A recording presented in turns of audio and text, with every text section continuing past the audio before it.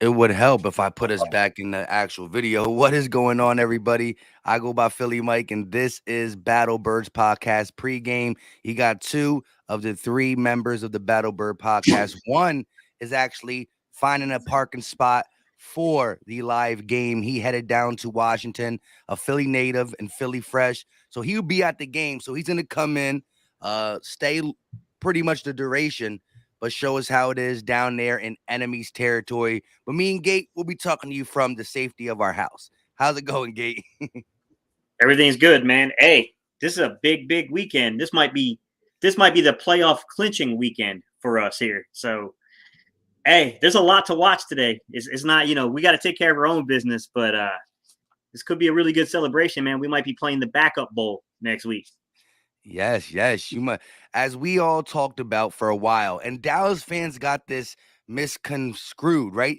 They've been repeating on their podcast. We hear Eagles talking about we might have to put our backups like they're scared of our starters.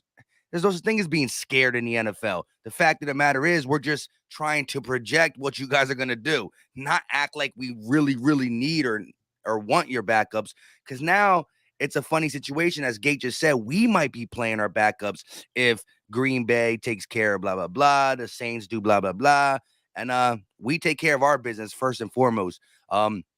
Gate, with all the news coming around Washington, Antonio Gibson, he hit the C-19 list a little bit ago. William Jackson was ruled out with a calf. I know he kind of shadowed, or he was on Devontae Smith the majority of his reps.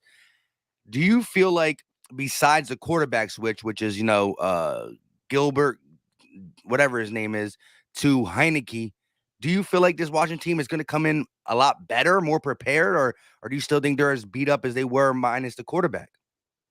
They're a little hard to judge right now because I don't know where they're at in terms of the mental space.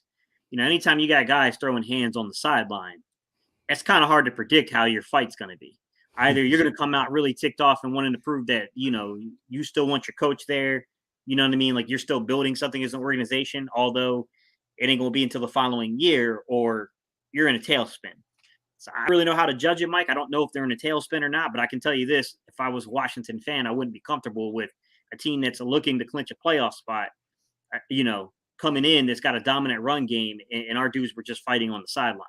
And they took it to us the last time in the running game. I will say, it's going to be interesting because they will have Cole Holcomb, playing at their linebacker position. So there's going to be a little difference there. But with that said, man, their secondaries, it's decimated, man. They're definitely there. I think they got Curl back, right? I think they got Curl back in their secondary, who's a good football player. But outside of that, you know what I mean? Like, we'll see where the fight's at with that team. I mean, I do think that they've got an upgrade at the quarterback position, but I don't know if it's going to be enough to win a game. Exactly. Quarterback is one of the most important positions, but it's not the only position. It's it's a sport that you really got to rely on all 11 man, or actually all 22 guys, because offense and defense don't play the same and blah, blah, blah, blah, blah. But as you said, Curl's a decent football. He's a pretty good football player, but losing William Jackson, that's their biggest name in the secondary. That was their offseason acquirement, however you want to say it. Sean Johnson is saying no Montrez Sweat. I know he was questionable. I wasn't sure if he was a go or not. It's a lot of big names missing, and as you said, bang bang boom boom. Cameron, who was it? Payne, and Jonathan Allen, and Payne's dad was all over Twitter. Shout out to the real Ed Oliver, Washington content creator. I actually watched his video, and he told Payne's dad is campaigning, no pun intended, for him to get up out of Washington as soon as possible. He's saying there's no deal. There's no way to fix this. It's over. He's out of there after this season. So just let it go. So when you got that in the mix with the punching, it brings up definitely a tall task for Jack Del Rio, the defensive coordinator, to rally the troops, and Riverboat Ron to overcome what he has to overcome. But how do you think their offense is? You said, of course, the upgrading quarterback, no Gibson, but now they got a little bit more healthy Terry McLaurin, because he did play last week with us, but coming because we had the extra days is why he pretty much played, because he had that head injury. Do you think we'll see a more motivated quarterback wide receiver tandem in Heineke to Terry McLaurin? I think it's gonna I think it'll depend upon what they do in terms of how they play Slay and on McLaurin, because that's really the guy that can hurt you is McLaurin. I do feel like there were some missed opportunities in the last game. And I don't think that Gilbert played a bad game. As a guy that hasn't played a ton of the NFL, but he's been around the NFL for a while. And truth be told, he was a much higher prospect coming out of college than the guys they have on their roster at the quarterback position. Although I do think that, I think there's talent levels. Just because that's what you were as a prospect doesn't mean that's what you were in the NFL. But, truth be told, there were some opportunities that got missed. So we'll have to see. I mean, I would like to see Gannon play a little bit more aggressive. I'm not asking for a ton of man coverage, but tighten up some of those zone windows. Let's not play too lax here, because this is a streaky quarterback. This is a very, very streaky quarterback, and what you don't want them to do is to catch a groove, and then you have that whole weird situation like we had with the Jets a few weeks ago, to where we were exchanging, punches basically through the whole first half, and it was like, why is this happening? Like, I get that this young man has talent back there under center, but like, we should be winning this football game. This is not okay. So, I mean, the unpredictability of the offense is a bit of a problem. So we'll see. Or, I'm sorry, our defense, I should say. The unpredictability of our defense and coverage is a problem.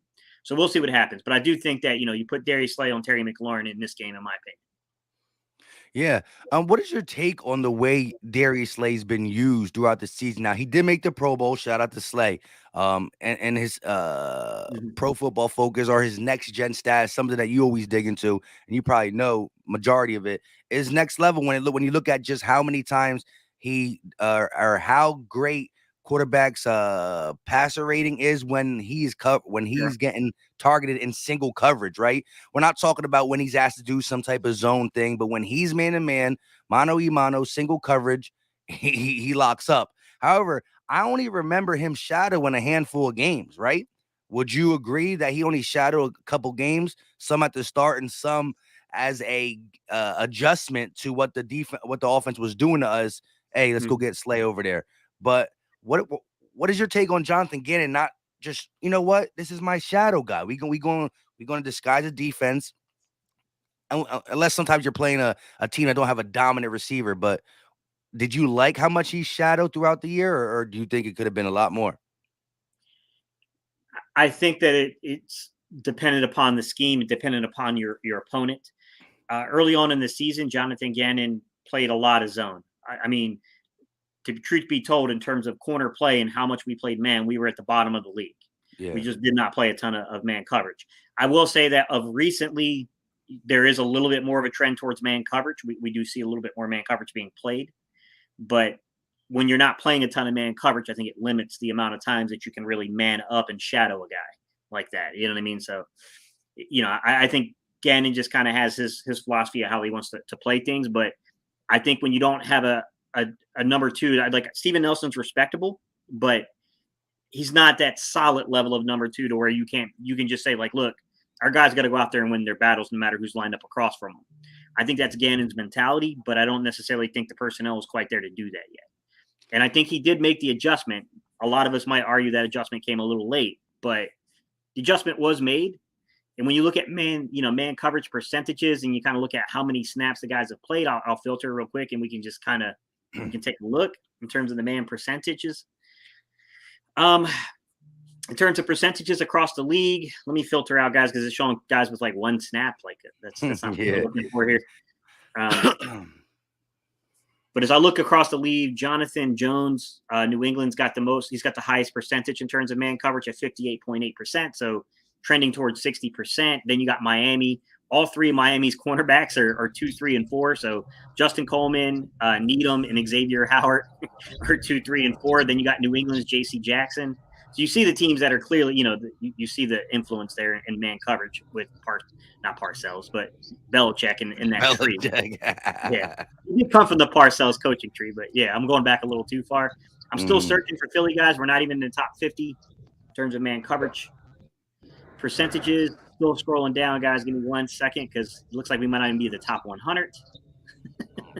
Not kidding, guys. I'm down to 98. I don't see a single Eagles player yet. Dang. So, yeah, I mean, that tells you right there just how little. So here we go. Vontae Maddox and Steven Nelson in terms of percentages, are the highest in percentage. And then Darius Slay is right there with them. So 19% for Avonte Maddox, 19% for Steven Nelson, 18.1% for Darius Slay. So we don't run a ton of man coverage, quite obviously, in this system. And that's 118th. Maddox and Nelson tied for 118th, Darius Slay 120th in the league in terms of man coverage percentages of your snaps. So clearly not a lot of shadowing going on. Definitely. And like I said, I remember him doing it in Carolina. I remember him getting matched up with the Jets guy who was killing us in the beginning, Elijah Moore, and a couple others. But hey, what's going on, Philly Fresh? Here. He almost Still got there. him. Can y'all hear me? I'm good. Yeah, a little breakup, but now you're sounding good. Can y'all hear me? Yeah, I'm Yes, on sir. the highway about 80 miles an hour. So it might break up just a little bit. What's going on though, man? I'm on my way to the game. Y'all already know, man. It's time to get this 7 or 6 seed, and I'm gonna be there to witness it, man. What's going on, y'all? Yeah, that's what we talked about. Gate mentioned about possible clinching when we started this. Right now, we're pretty much talking just about some of the odds and ends. We were talking about defense and how we should defend Terry McLaurin. I'm definitely for the shadow. Gate was getting into how little we do play man, but I think if you put it in its totality, it definitely shows how what Gate said, because that's what he's going off, the totality. I think if you look at like a 7-game sample size, we probably rank a little different then, because I do think the adjustment was throughout the middle. We started playing these crappy quarterbacks. Maybe that was the reason of the adjustment. I'm not sure until I see against a playoff team, which hopefully we will. I got you, Mike. I'm You filtering go for you ahead. now. Go ahead. But Gate, Fresh, what is your take on Slay versus McLaurin? Do you want to see it all game, or do you want to see it periodically? I don't want to see it periodically, and I don't want to see it all game. You have to mix coverages up with Hold on, let me close the summary. My bad, y'all. You have to mix coverages up with how they is playing. So you gotta mix these coverages up. I would like to see Slay on all the time though, because I put out a video and they got demonetized. I don't know why, because people put out videos of um, different breakdowns and stuff. And when I do it, it's a problem. But anyway, I put out a video of Darius Slay going to the defensive coordinator and the defensive back coach saying, "Listen, Moore is cooking. Elijah Moore was cooking, and I need to be on him. I need to be on number 8." And that's when Nelson went down. So he went to McPherson and told him, "Listen, I'm a cover 8, and you're going to get bracket coverage. I got 8 all by myself." And he went in there and shut him down. Shut him down. So I would love to see that against a scary Terry. Not gonna lie to you, but at the same time, we do know that even though he's Darius Slay, even though he's the best corner we had, he's not invincible. So we got to understand that even though you might have to bracket another guy who is, I don't even know who their second guy is, you still gotta watch the safety. Still gotta watch out for Scary Terry, man. So that's my point on the whole situation. I would love to see Darius Slay on him the whole time, but I'm not saying that it shouldn't be no safety help at all. Third downs, third and 11s, and stuff like that. You can still throw a little bit of safety coverage over there, y'all. Go ahead. Go So, ahead, Gate. Mike, Let us know. what you're asking for. So, I went from week 8 to the current week, guys, and the numbers definitely, you can see a very small upward tick here. It's I not thought it was drastic, bigger. but Avonte Maddox is 99th overall in man coverage percentage, 21.8%, so almost 22%. And then Steven Nelson is 100th overall with 21.7%. And then when I go over to Darius Slay is 105th overall with 20.6%. So about a 3% or so increase since week 8. So there's definitely an increase. There's an increase. There's a handful of snaps per games where they're playing more man now. But Yeah. on the overall totality of things, like we're certainly not a heavy man coverage team. I don't know, and I still see the big holes in the middle eventually where teams get us and whatnot. But just like as the eye testing, I just wanted to get that from you because I could have sworn I would have thought too. Later half, I seen a little bit more man coverage, and again, I haven't been watching the all 22s like I normally want to because I hate the new version of it, right? Where it goes into 10-second increments and shit, crap like that. It's just not the old version how it used to be. It makes it uncomfortable to watch. But just doing an eye test, and again, with me doing the live play-by-plays, I don't focus as much even on the replay as to go back to the comment section. But I did feel like in the last bit there was some type, a little bit more, and so 3%. When you do that in a half season sample size, it's a nice handful of plays, 5 to 6 a man plays, and hopefully they're coming on the crucial downs, right? Like the downs that get us off the field, right? It's 3rd and 6. My guys are better than your guys. We're gonna go at it. You know what I mean? Especially with the talent we've been playing over this stretch. Yeah, I agree. So Yeah, I agree with that too. any of y'all thoughts on Washington's run game? Who do you think is gonna be the guy to step up if Gibson's not there? I don't even know, because I know they had McKissick, but I don't even know if he's back yet. Now Gibson like who is it, and how you think he's gonna fare against the Eagles run defense that started out very slow in the beginning of the season? Y'all know we were getting cooked. Now, if you look at that, we've been one of the better run defenses in the NFL. You take Mike, a team's run game away. Hang on, let me illustrate your point because I got something to support your data here. So if you filter from weeks 13 through 16 and you look at man coverage percentages, so over the last just few weeks, Steven Nelson is at 31.3%, which is a big increase from where if you look over the season in its totality. So, I mean, yeah, Darius Slay is at 30%. So over the last few weeks in particular, you're seeing about 30% of the snaps, those two guys on the outside are in man coverage. So that would definitely illustrate your point into where what you think you're seeing is being backed up by the advanced analytics. So, yeah, that's happening. So that just goes to show, even when I drink during the games, I'm still coherent. Hey, coach. Yes, sir. Can you hear me? I hear you. Since you in your bag of all the numbers and looking up everything right now, right? I need you to do me a quick favor.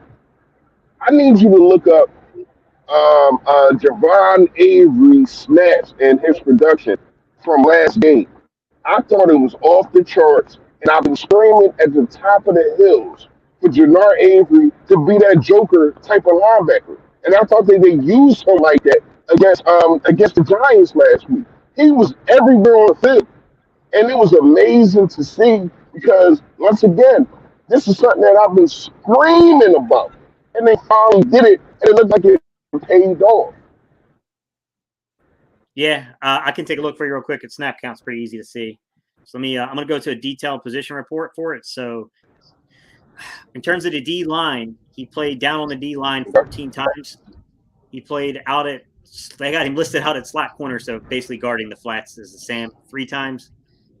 So yeah, I mean you're talking about just a little under 20 snaps. They had him for, let's see, about a little under 20 snaps. But I mean the production looks good in terms of what he did, and that's one of those things, Reese, to where it may not measure it in terms of if he's getting sacks or tackles for loss. Obviously that kind of thing is going to pop up on your screen, but being a guy that's blowing up the plays and forcing the ball back inside when you're setting the edge is something you can only really see through film. It's not going to necessarily show up in the advanced analytics portion of things. So I do agree with your assessment that he played a really good game last week for the Saints. And the only reason I'm saying that is because I've been saying this for the longest. Like, I think, and I'm not saying he's as good as these guys, but I think you can use him like a Micah Parsons. I think you can use him like a Javon Clowney. I've been saying this for the longest, and it seemed like when he did that, we finally got pressure. And the pressure, once they did that, the pressure started loosening up, and you seen finally Fletcher Cox, Derek Barnett, and John Sweat and those other guys get pressure. It loosens up and helps your defensive line get pressure when you use Avery like that. He is our best rushing linebacker, and it's by far. It's not even close. Yeah. Yeah, they did a pretty good breakdown on PhiladelphiaEagles.com to where they were showing the play that Josh Sweat got he forced the fumble on the quarterback. They were showing that basically they ran a T on T stunt, tackle on tackle, D tackle on D tackle stunt. And then they were also kind of twisting Avery, and I think it was TJ Edwards, and I think Edwards dropped out into coverage, and Avery twisted around him and came on a rush. And the play design, just knowing your personnel, Avery's pretty good at pass rushing, honestly. And I'm kind of shocked we haven't seen more A and B gap pressure from Avery on the season. That's probably something that if I critiqued Gannon on, in terms of just not obviously the easy money to critique him on, it's like early in the year we were playing far too off of receiver. But the deeper thing is where's the A and B gap pressure, man? It seems like we haven't even faked it until we got to the second half of the season necessarily. And that's something I think we should have been utilizing from the jump. Yeah, I agree.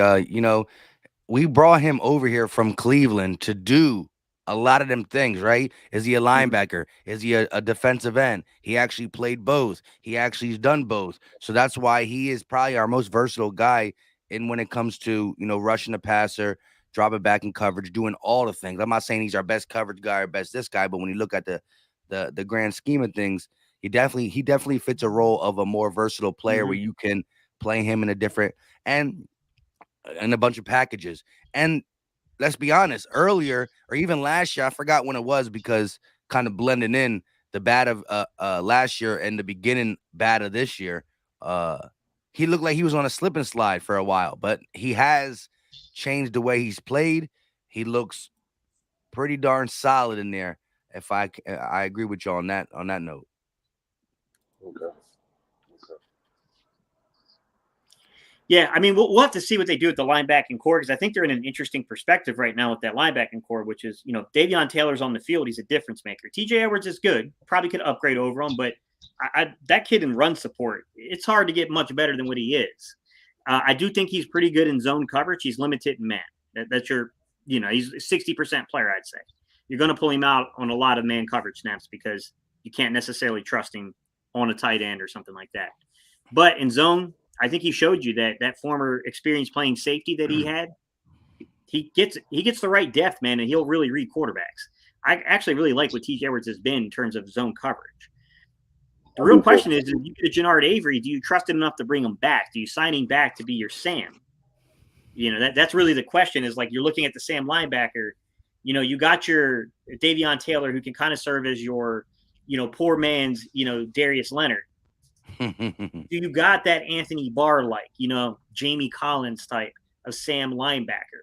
And I think that's what we're looking for. Gennard Avery is not physically that same guy, but the thought process is the same of a guy that's really kind of a defensive end / kind of rush linebacker that you're using as a Sam linebacker. The identity piece is kind of there with a Jamie Collins and with an Anthony Barr.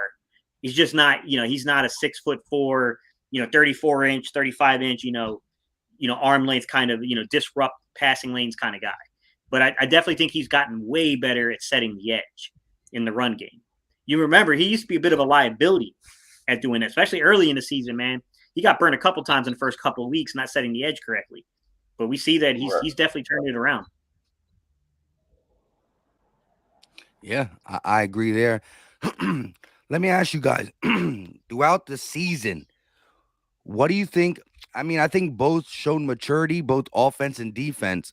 A lot of people are still down on Jonathan Gannon because of the totality of what they saw. And you can't just forgive him by beating up on the easy ones the way we are. But when you look at being 11th in points per game, 5th in yards allowed, that there are numbers that do stand out and stuff like that. What is I don't know if we talked about this. We did talk about this last week, right? We talked about the Jonathan Gannon rumors on leaving and stuff like that, right? Yeah, I mean, I think the big rumor here is that if they move on from Mike Zimmer in Minnesota, the connection back to Gannon, Gannon's, just like the argument we had about defensive coordinator, he's a smart guy. He's definitely going to be that. He was going to be a D coordinator eventually. If you're the Eagles, you got to jump on that early, probably a year or two before you probably would ideally like to do that move. So if you're the Vikings, they're probably using that same theory. you're jumping on this guy a year too early, probably than what you should. That's the question. I don't think he's going anywhere personally, unless the Viking spot opens up, and then maybe there's a 50-50 chance that comes down. But I think he'll be back next year, Mike, to be quite honest.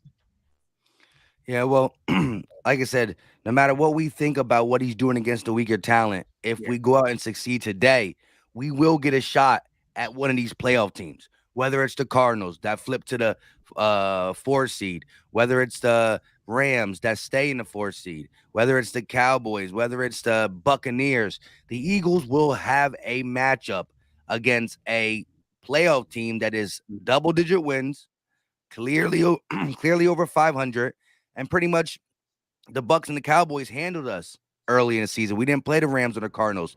So we're going to get to see that this defense that is trending upwards when it comes to the numbers. And the NFL is a stat-driven league. It really is when you're looking about hiring your next coach. And I do think the outside world doesn't give our defense as much credit. I'm talking about players, right? They don't look at our players the same way we do, right? They see they got one Pro Bowler on the defense. They're not going to give a Fletch being disruptive still. They think maybe he's over the hill. They're not going to see what Hargrave has been able to do. They're not going to see that. Huh? The stadium up here? Yeah, you just keep going straight down this road.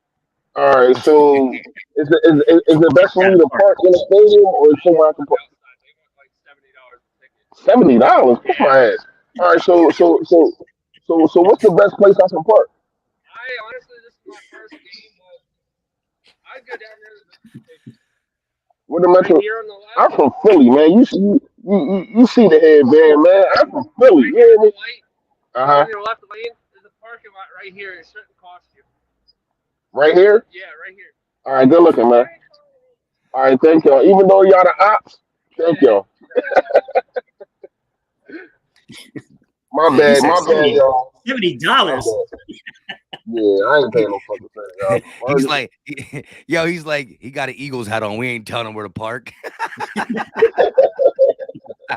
listen, I ain't gonna lie to y'all, right? I'm gonna need to pull up on. I'm gonna need to pull up on him, but I'm like, nah, I gotta find it. Like, I'm not parking. I know how parking is. I've been to Lincoln Financial. You know what I mean? Ain't let me over. I'm trying to get over.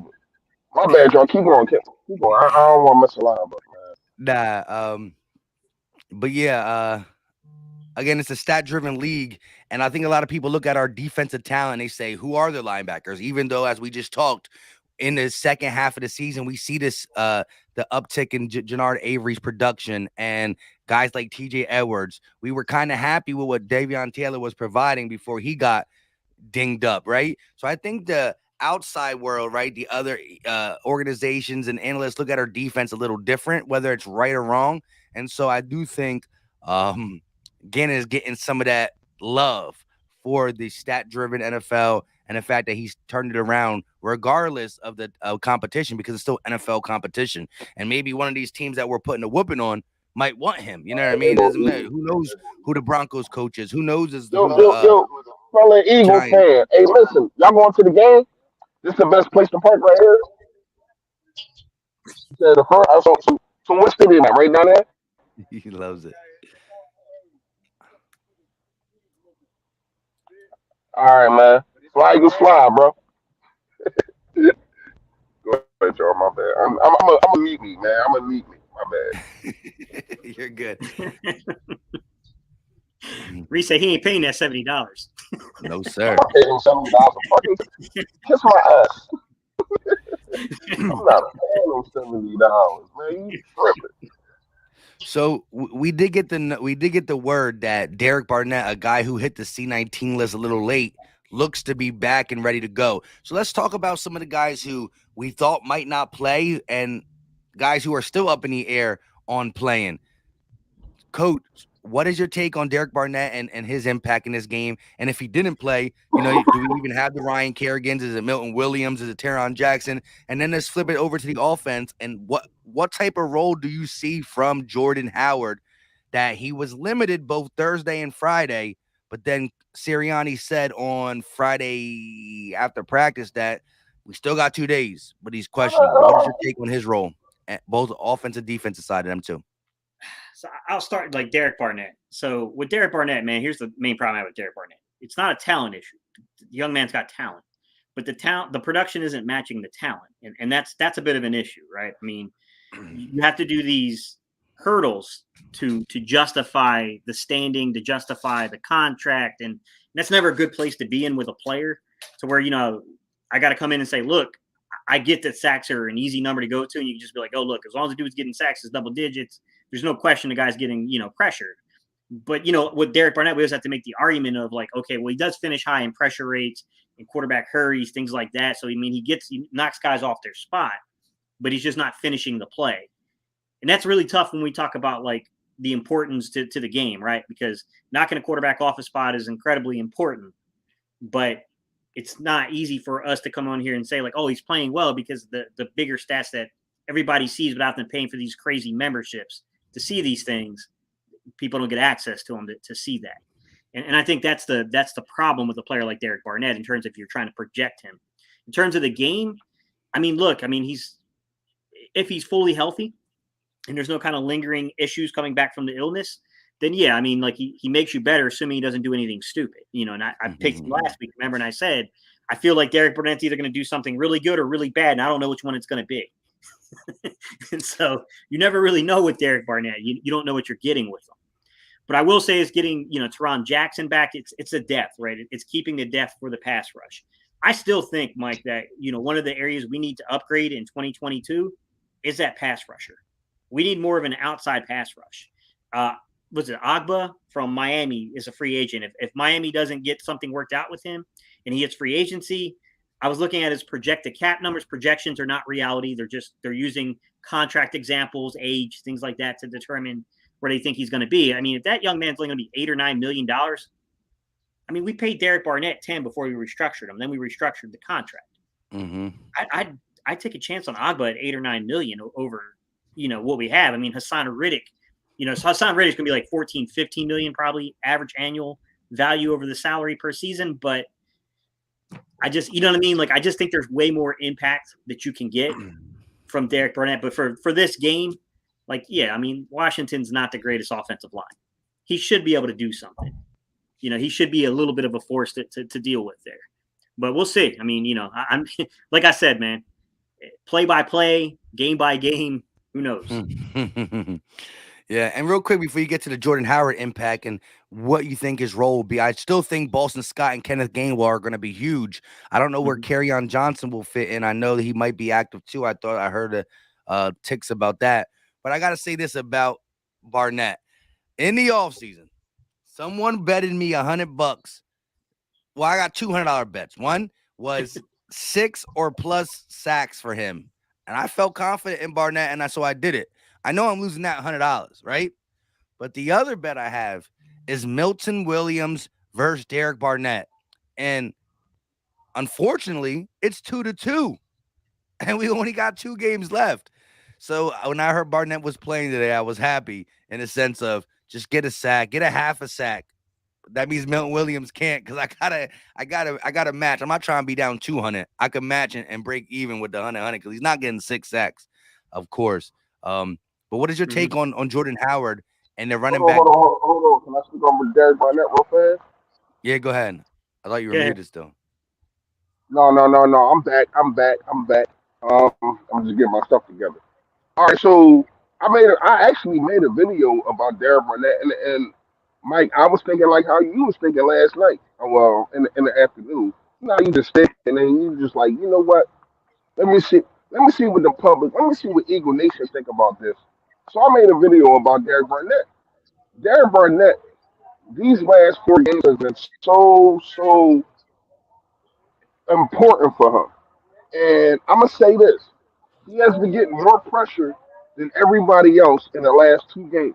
But that's only 2 games. So these last 2 games, he gotta show something.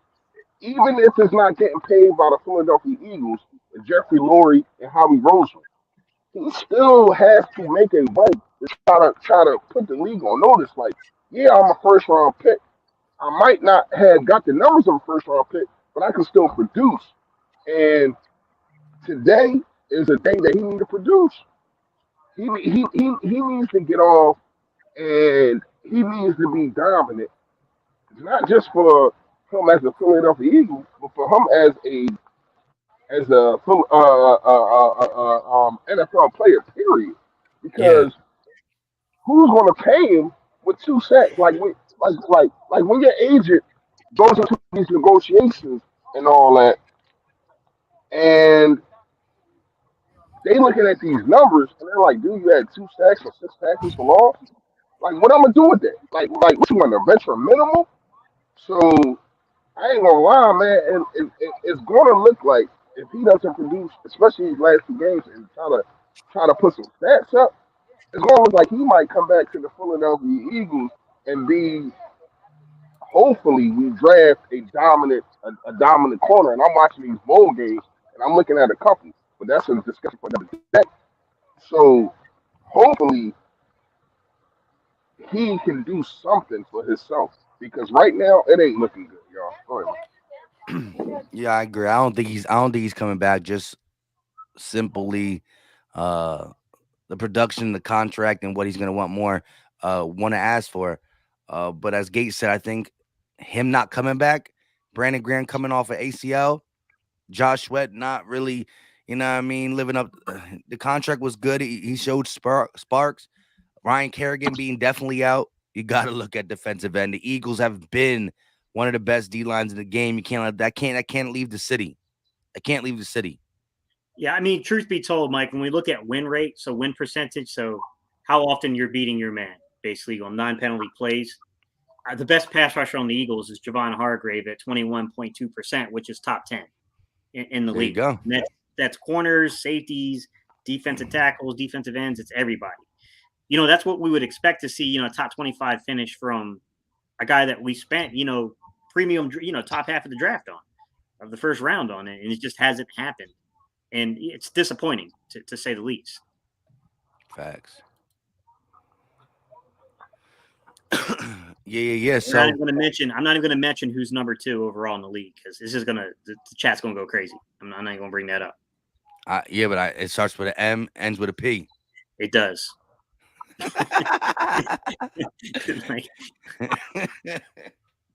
Yeah, it's crazy. I mean, he is balling.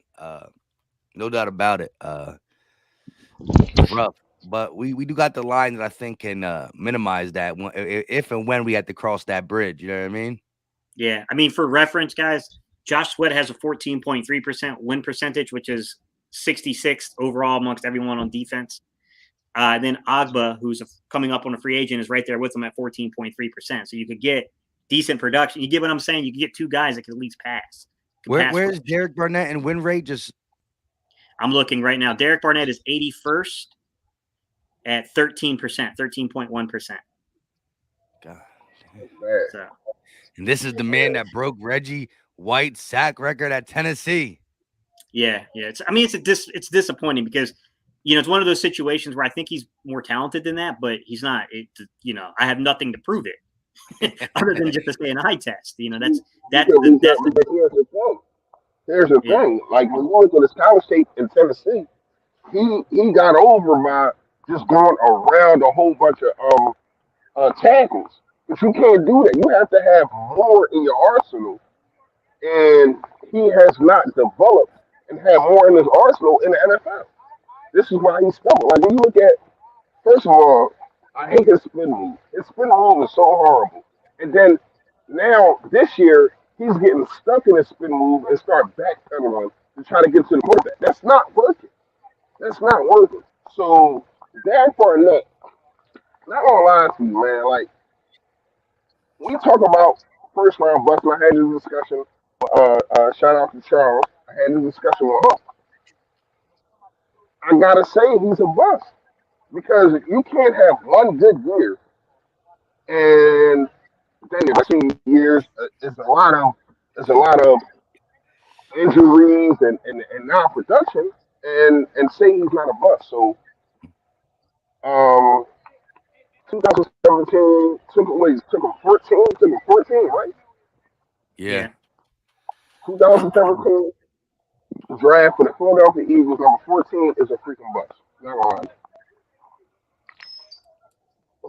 Yeah, I Yeah, mean, and you would hope he would play well down the stretch, just because, like you said, he's coming up on the contract. But even I'm looking at the last couple of games, and it's still just Javon Hargrave. He's top 10. He's 8th overall. See, his win percentage is 20% in the last 4 games. Javon Hargrave 20.4. So I mean, it is what it is, I guess, guys. But yeah, I mean, there's just not a lot. Like I said, I believe he's more talented than what he's putting out on the field. But how long do you wait around for that guy? You're waiting on a ship that may never come in. yeah. But as So, we talk yeah, about some of these individual stats and who's going to move on and stay, we do got some aging Eagles as the Fletchers and the Ronnie McLeods. I think they're actually playing some decent football to the last 2 weeks. So hopefully they continue that in our quest to get where we need to get to. But let's get back to the Washington football team. Got about 20 more minutes. Shout out to Fresh for joining us via the clouds. The stadium. I'm here, man. I'm getting ready. I'm still here. I can hear everything. I got my Nah, iPhone. you good. You good. So overall, we saw the super slow start, right? We came off the bye week. We played against two teams, right? The Giants and the Washington football team. And what happened in them games were both not exactly the same, but fumbles, close interceptions, slow starts, to where you looked at this team and what you saw at the end of the Washington game and the end of the Giants game were totally different from the beginning. Is this a game where we know what's in front of us? We know that not only does this get us a W and closer to the playoffs, it could possibly send us clinching the playoffs when we're leaving that stadium. With that being said, this is the game I want to see you show me that when you do head up to Dallas, when you do head up to Tampa Bay, or if you do got to head up to LA, I could go into that game still knowing we're underdogs, but I can feel good about the first quarter. Are we going to play a complete game against this Washington football team that really has been beat up physically and mentally? What's your take on that, Gate? Look, this is a team, in my opinion, and I said this in the Giants game, so I'm real hesitant to say it again because of how that first Giants game turned out. You put them away. You put this team away early. I don't know if they're going to try to do it through the run game, just because I do have concerns that Jalen Hurts being an extension of that run game. I saw some mobility from him in practice, some clips on Twitter, but you can't really necessarily depend upon 1 or 2 clips from practice and say, look, he's got lateral movement again. It's all good. But that concerns me that that might be why they're passing so heavily in the first quarter of the last 2 games, because I think it's been a really stark contrast the last 2 games of how much we passed in the first quarter. I'm hoping some of that has to do with the shortened week. I think it's multi-factored, if you will. So I'm hoping to see us go out there, Jordan Howard be healthy enough to sustain the runs. Boston Scott to play a good game, Kenneth Gainwell to be explosive and get behind the run and really put this team away, take their spirit away to want to fight. But the last time I said that, man, we did the opposite. We kept the team in the game. They ended up beating us. Luckily, I feel like this team is really locked in right now, Mike. I feel like they're going to definitely come out and set the tone. I think that they know that there's business in front of them, and I think they're going to come out here and take care of it. But that's a big key to me, Mike, is when we come out in the first quarter, are we trying to throw it or are we trying to run it? Because that's going to tell you a lot. Yeah.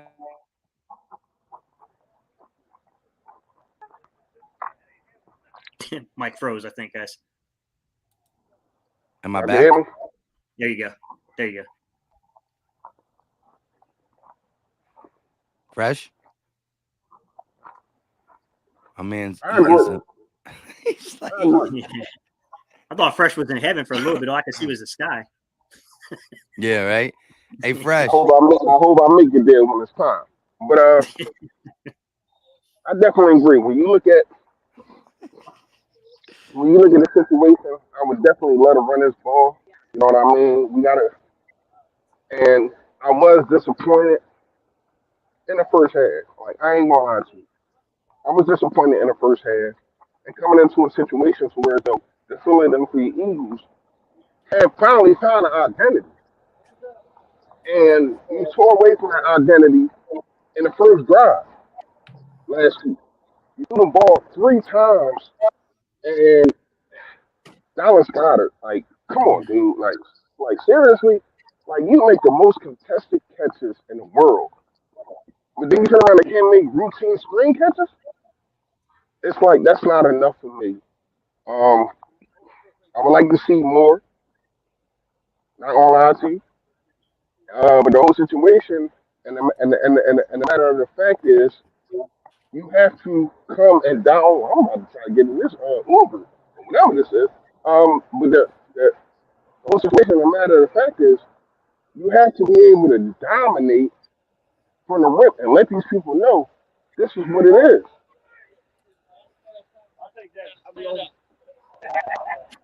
You got one more? No? You got one more? I'm trying. My bad, y'all. I'm trying. I'm trying not walk. You hear me? Hold on. I'm trying to show y'all. Can I? How I put my screen? I Yeah, put never my knew how screen. to flip it.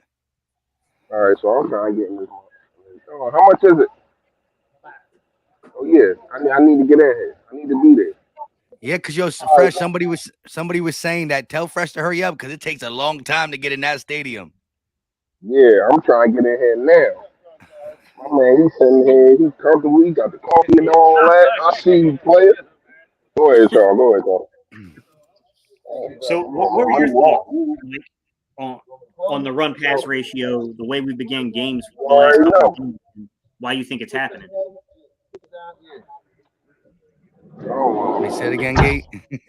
So, what, what were your thoughts on the run pass ratio? Why it's been so skewed the last two games, and why you think it's kind of happening at the end of the game? early in games? I should say. I should caveat that say early in games. Early in games. Because I think, you know, there's still a confident level. I don't know. I think the coaching staff would agree with us in the per Jalen Hurts getting better and some of the things that he struggled horribly with in the beginning of the season. So him getting better Mhm. and us knowing that we are going to be balanced and teams expecting us after seeing a Broncos, a Lions, a Saints game where we ran the ball uh 40 plus times that maybe Nick is like, look, we are going to run the ball and we can run the ball when teams know we're going to run the ball. But I've seen the growth in Jalen Hurts. I've seen the chemistry with the Devontae Smith, Jalen Hurts. Now Dallas Goddard coming out. So I feel like he's thinking he could catch them off guard with some early passes when they're trying to stack the box early, get them to back off. So now, again, as the run has been setting up for the pass, he's now trying to flip the script a little bit because we do get pass heavy in the first quarter, and that has been resulting to some crazy mistakes. With that being said, I'm not necessarily saying he should automatically go back to the run. Mhm. I think you got to start with the run, whether it's good or bad.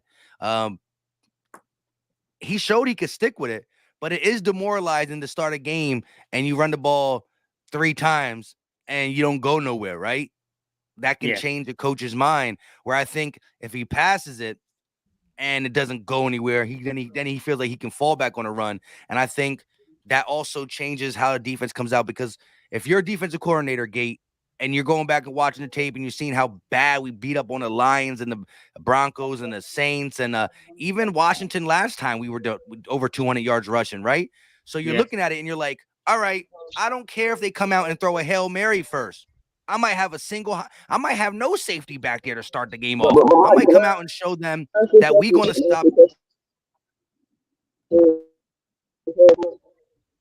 Say it again.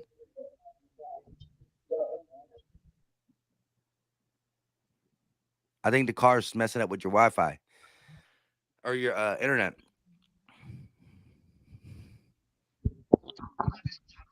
But yeah, but anyways, long story short, I think if you're trying to game plan for the Eagles, is like, look, this team be beat when this You team just is at heard its me? I best, said that like they 45 beat them seconds down. ago.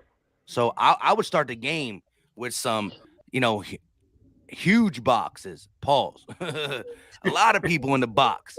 So I think Nick is saying that, seeing that, and I don't got the tape to say that, but I think teams are coming out saying that we got to stop the number one thing, and that is giving him uh the mindset that hey, we're gonna take some shots early. We got 3 more quarters. We could fall back to the run, which is I'm not saying necessarily is wrong. I mean, if they coming out and they got 9+ in a box, go ahead and hit a crosser. Just takes one of these Quez, Devontae's, or even Goddard, who got some yak in them, or even Rager, to go to distance, even with a short pass because of how the box is, or a screen pass. That's why we've been opening up with some screen passes, right? For the simple fact that they're stacking the box for the run. If you can just get that pass off,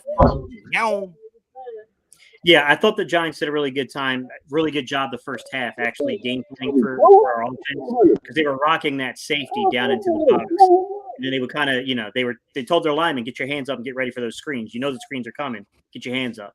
And I thought they did a really good job in the first half, but eventually we did kind of, but I think that's the bigger problem, right? It's something I keep talking to with other people about is that the one big criticism I have is sometimes I feel like we allow teams to dictate what we're going to do instead of dictating to them what they need to do. And I think that's a kind of a big issue with us. And I think that's some area that we could get better at. Like, we're already a fairly good football team. We start cleaning up these little things like that, these really fine details to things. This team could have tremendous, like, ability here. There could be something special brewing. Yeah, I agree with you in that sense. And it's like, when the thing is, All we're not right, just. Can y'all hear me? Yeah, go ahead. All right, so here's my thing with it. I don't care if it doesn't work. The first three plays and whatever the case may be. You are number one in rushing for a reason, and this is where the RPO comes in, where Jalen Hurts has to figure out whether, we got nine in the box. This is where we can run them slants, and or we can use the outside wide receivers and stuff like that. So to me, you still had a mindset to run a freaking football no matter what. But I do get if they put nine in a box with you, that's a lot. That's a lot of people. Yeah. And Nick Sirianni has to, because I looked at the all 22, and I seen some routes that it was only two routes and three routes. Like, to me, you can't just run two, three routes in the NFL. That's a recipe for disaster. You know what I mean? But in those situations, I do get it. It probably was RPO, and you got a whole bunch of guys blocking. But Jalen Hurts, this is where he has to level up and say, you know what? There's a lot of people in the box. Let's switch it up.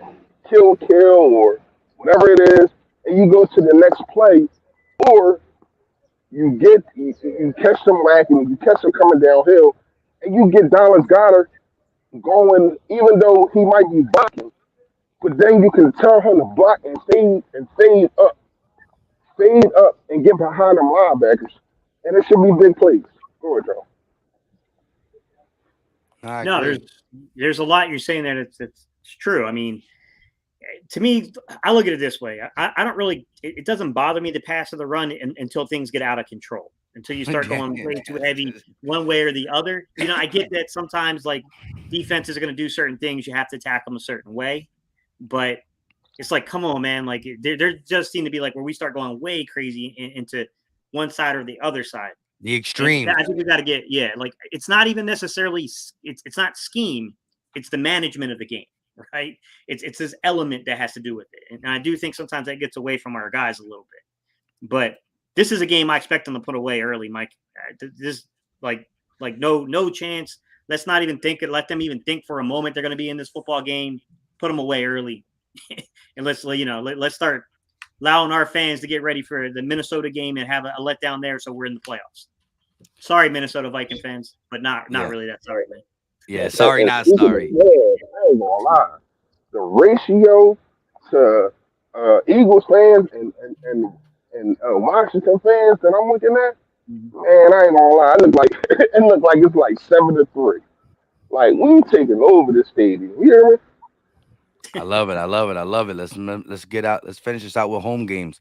But we are at that point where we're gonna start doing our offensive, defensive player of the game, score prediction, and chat. Let us know the same way. Let us know your offense, defensive player, and your score prediction. But also, before you do that, hit the like button wherever you're watching. We are live on 3 channels: Philly Talk Podcast, Gate City Sports channel with Coach Steve, Philly Fresh channel, who he's in Washington right now. But yes, definitely hit that like button. It goes a long way with supporting the content. It's the best thing you can do, other than actually still the best thing you could do. And it helps us. And it's free. It's easy. With that being said, subscribe to everybody on the panel if you're not subscribed to one of them, because we do drop Eagles content throughout the week. The good, the bad, the ugly, but hopefully it's going to be a lot of good after this week. So, Fresh, you're at the game. Let us know. Offense, defensive player. Y'all see the stadium? That stadium was horrible too. I didn't know that shit looked like that. That joint was horrible. But you go first since you're at the game.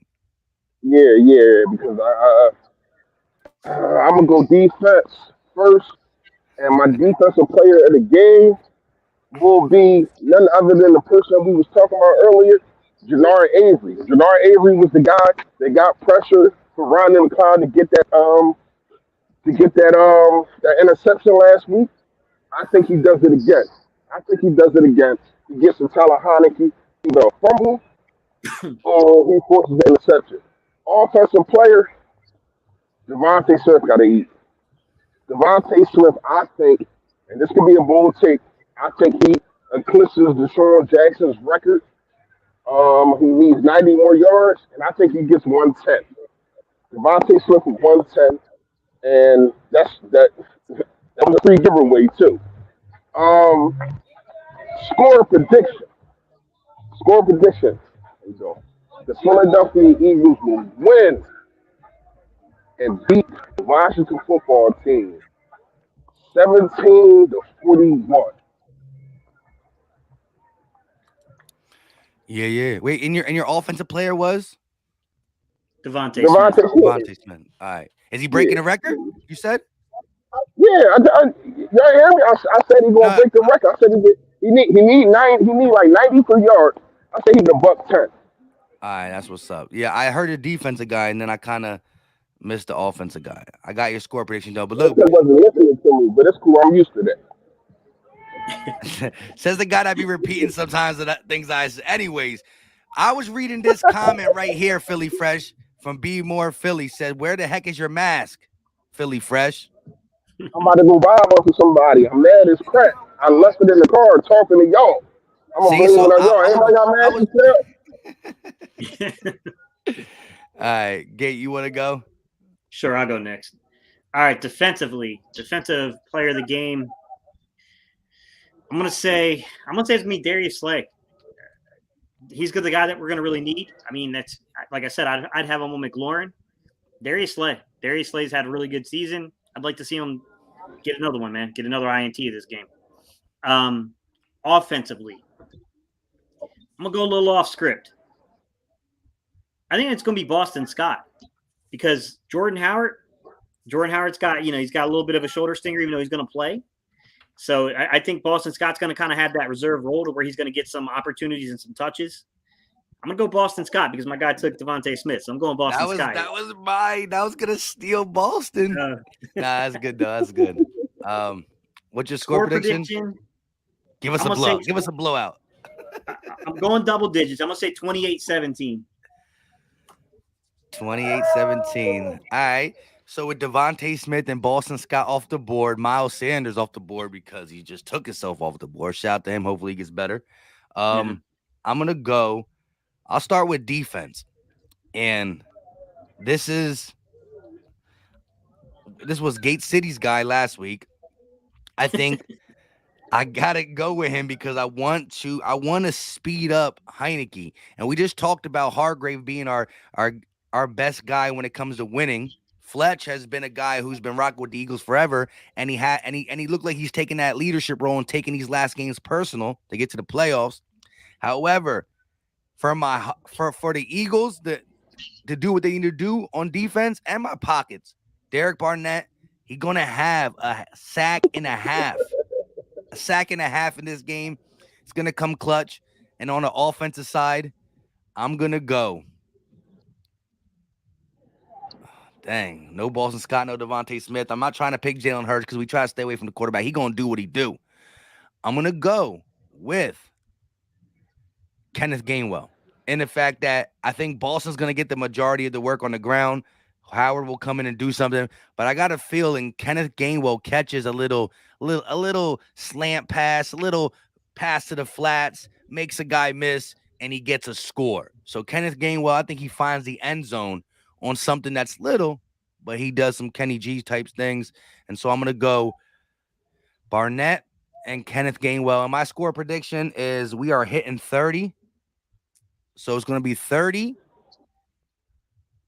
to 17, 30 to 17, 13-point victory. Okay, I like it. Hey, look, I'll take a 1-point win. I just need a win. Oh, yeah. You know what I'm saying? I hate score predictions. It's my least favorite part of everything. But this is a big opportunity, man. This is an opportunity to clinch playoffs. All we need is, was it San Francisco win? Or Yeah. No, yeah, San Francisco win, and then I think was it a Carolina win? Yeah, I never understood why the No, San Francisco. San Francisco win. It's a San Francisco win and a Vikings loss. And the Vikings play at what, 8:30? I believe so. Yeah, but they're playing this guy named When did the Vikings play? Oh, I don't know. thought he said no. That's a good question. Let me take a look. Somebody in the chat let us know. That's quicker than Google sometimes. Yeah. Oh, dang. Washington fans got him. It's like, nah, let me stop. Yo, They better French. not. They better not get my guy. They play tonight.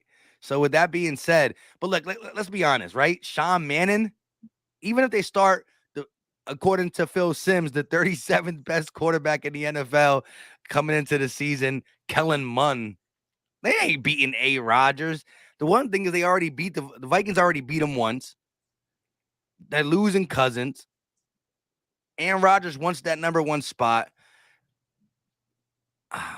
If they somehow win this game, then it's just ridiculous. But you know what I mean? I'm already chalking that up to an L. Anything can happen in the NFL. We know that. But this is the one thing, like, the Vikings beat them the first time, so they're not going to catch them slipping. You catch a team slipping when they beat you all the time. Yeah, Packers understand that they beat them, so I don't see a way. So, man, this is going to be a game, as Gates said, you got to watch our game, and you got to stay tuned with what's going on in the NFL landscape. Real quick, though, shout out to Jose Serrano with the $2 super chat. Happy 2022, my brothers. Boston Scott and Maddox.